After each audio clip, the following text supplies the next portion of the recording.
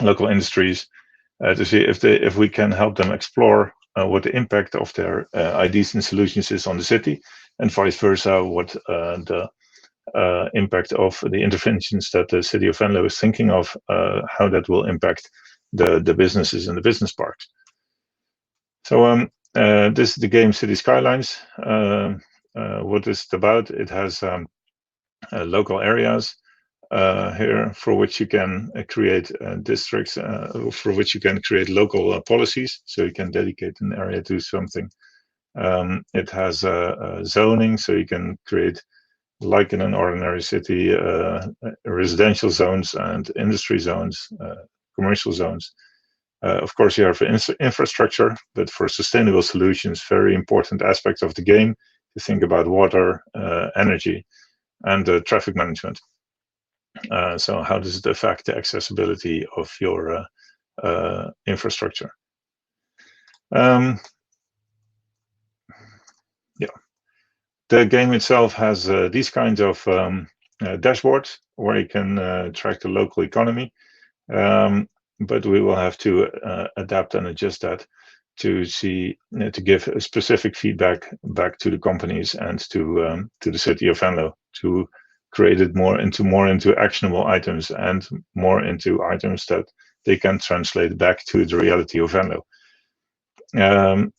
Currently, there's been data analysis been done by Fontys businesses, where they analyze current interventions and huge data sets in current energy consumption by business parks. And in next week, our game students will start to develop to incorporate the data into this game and develop assets and dashboards to make a strong combination between what they currently know about the city and how they can model it in the game.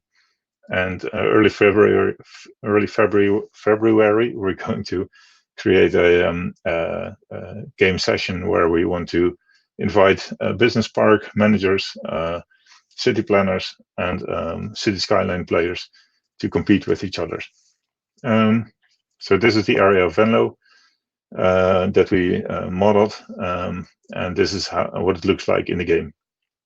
And we're curious whether we can win the climate challenge in Venlo with the game. So this is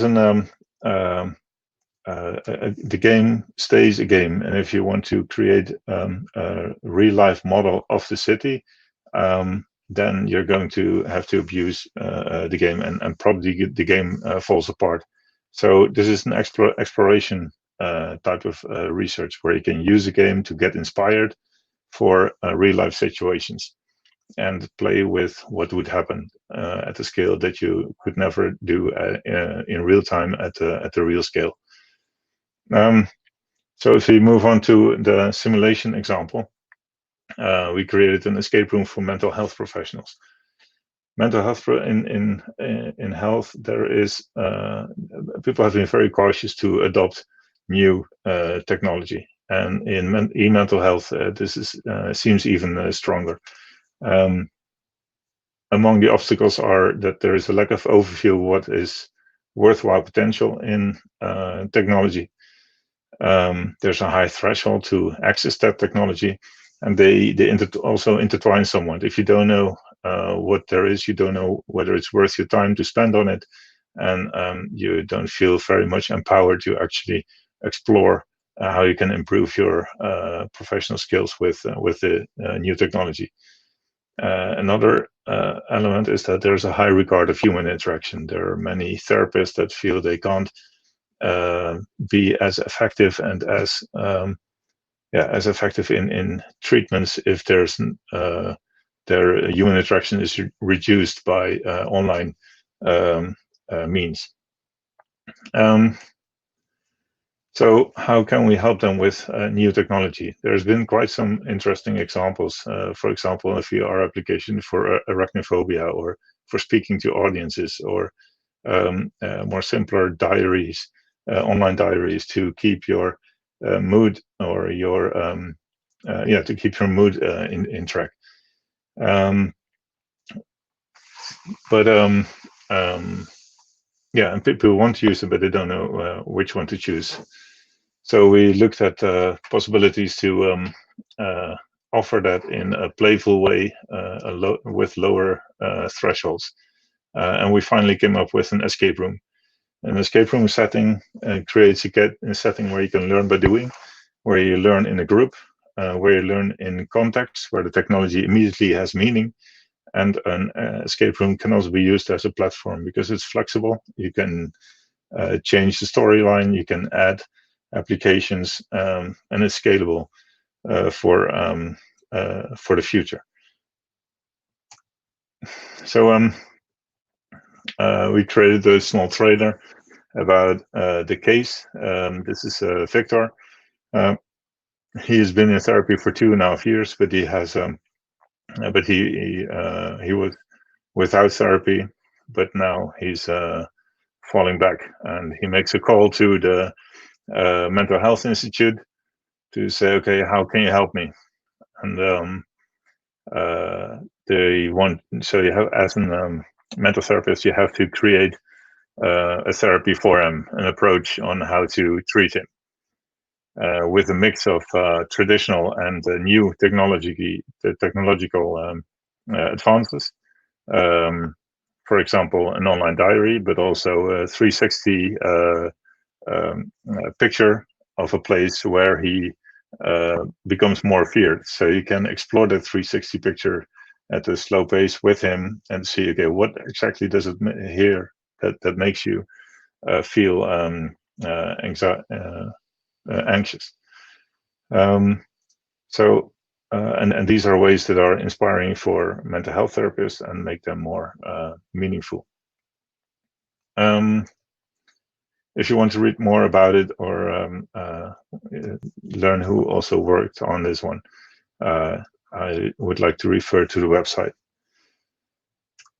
And then finally, emotional game mechanics, something where we are innovating with our partners. For those who don't know, one of the ideas came with the game Keep Talking, Nobody Explodes. It's a game where you have a bomb that needs to be defused, and the bomb, and someone has the interface to the bomb, and there's a group that has the manual, and but the manual is not in order, so you have to look through the manual where which part he's looking at the bomb and how it needs to be diffused.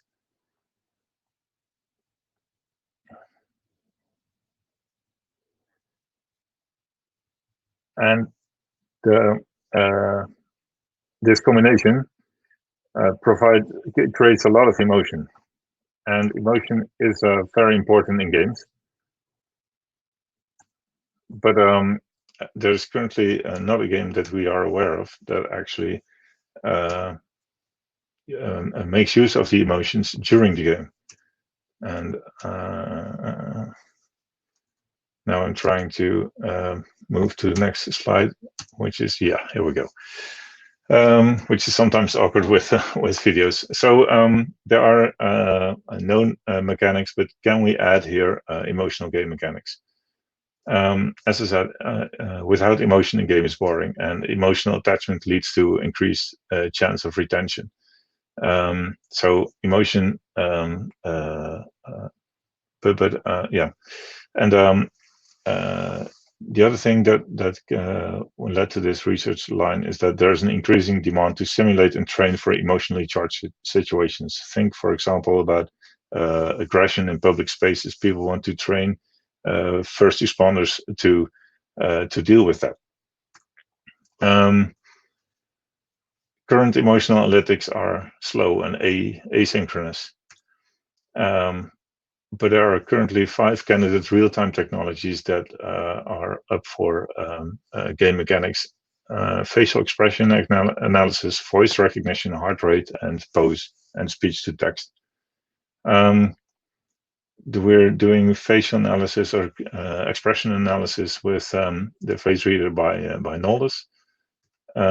We're doing speech recognition, emotion in speech, not in what is said, but how it's said, with Vocaturi. and we're using sensors from Mindfield, like galvanic skin response, to understand someone's stress level, for example. And this is a game we created with the face reader. So your heart rate is measured and your expressions are measured, and it's a two-player game. Someone is sending enemies to you while you're exploring a dungeon, and you can defeat these enemies by controlling your heart rate and your expressions. Your expressions help you to beat a specific enemy. So if you're smiling, you can defy the beats easier. And if you keep your heart rate under control, you keep the number of enemies that are spawned at you under control. It's an entertainment game, and it was a first exploration into emotional game mechanics. Wouter, we have about under 2 minutes. Well, 2.5 minutes to for this presentation. So all right, just so you know. Thank you. This is an online video call application, but augmented with stress sensors. The heart rate is measured from someone's face. The stress level is measured from the sensor that you see in the background. And it was meant as an application to help mental therapists to compensate for the absence of nonverbal feedback from clients. They responded very positive towards this development, and we are currently developing a training game for this application. And this one is related to what I mentioned earlier. This is a training game, VR narrative for first responders. So you respond to someone whose father collapsed, and you have to convince the son to stop resuscitating his father, move him from the bed to the floor, and then continue from there, which is a very charged situation. And currently, we cannot. We are looking into whether we can control for the stress that we put on the player, and whether he deals with the situation in the right way with his voice and with his stress level.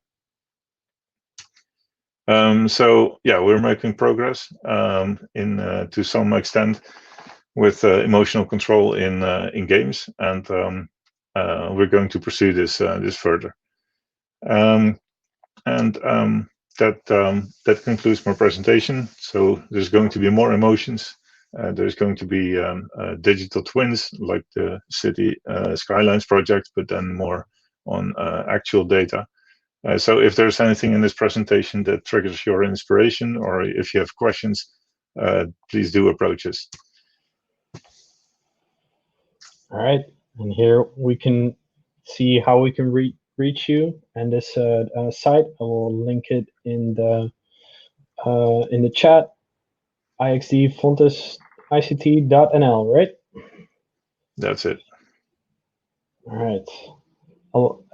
We got someone. So Robert said, very interesting. Thank you. I will contact you somewhere coming time for more info if possible. We are very reachable, and that Wouter especially regarding this.